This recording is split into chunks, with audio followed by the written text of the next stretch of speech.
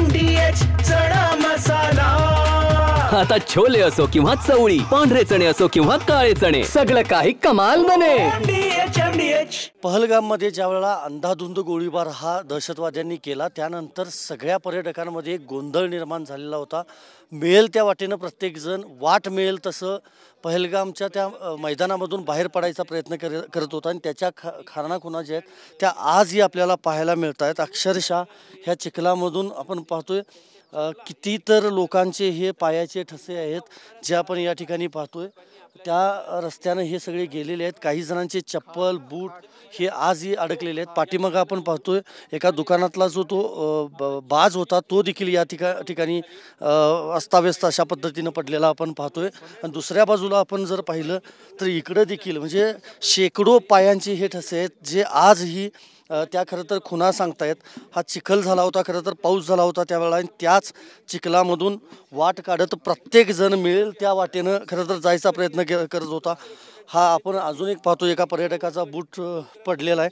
मी कॅमेरामॅनला विनंती करेन अजून इकडे यायचं कारण इथूनच खाली खरं तर उतरायचा जो रस्ता आहे तो खरं तर चालू होतो। हा संपूर्ण परिसर जर आपण पाहिला तर हा झाडांचा परिसर आहे आणि इथूनच चालत यायला लागतं।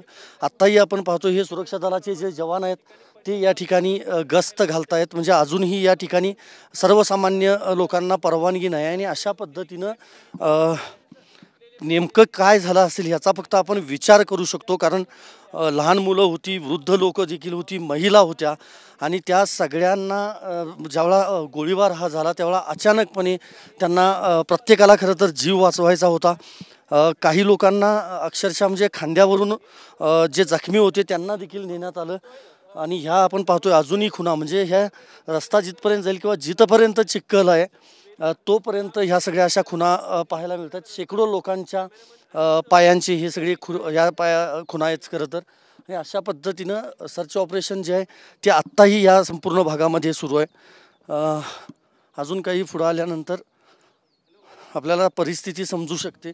पाण्याच्या बाटल्या देखील अडकलेल्या आहेत कारण जरी थंडी असली तरी हातामध्ये जे साहित्य होतं ते सगळं साहित्य घेऊनच हे सगळे आलेले होते। आपण पाहतोय अशा पद्धतीनं ह्या सगळ्या जवानांना जागोजागी तैनात केलेलं आहे। संपूर्ण पहलगाममध्ये जी घटना झालेली होती त्या घटनेच्या म्हणजे त्या ग्राउंडला पूर्णपणे आत्ता म्हणजे छावणीचं अक्षरशः स्वरूप आहे कारण आपल्याला माहिती की लहान मुलं म्हणजे बरेच पर्यटक त्या ठिकाणी होते। आणखी एक खून मी तुम्हाला दाखवतो, खाली आल्यानंतर आपल्याला समजू शकेल।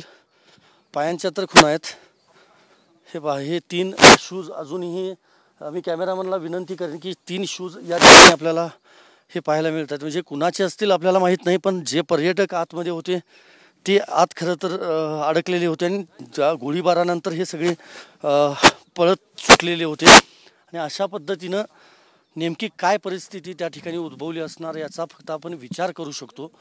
आतापर्यंत 26 लोकांचा मृत्यू झालेला आहे, जखमींवर अजूनही उपचार सुरू आहेत पण हा जो भ्याड हल्ला झाला ह्या भ्याड हल्ल्याचा जो बदला आहे तो घ्यावा लष्करानं, सरकारनं, अशीच आता प्रत्येक देशवासियाची भावना आहे।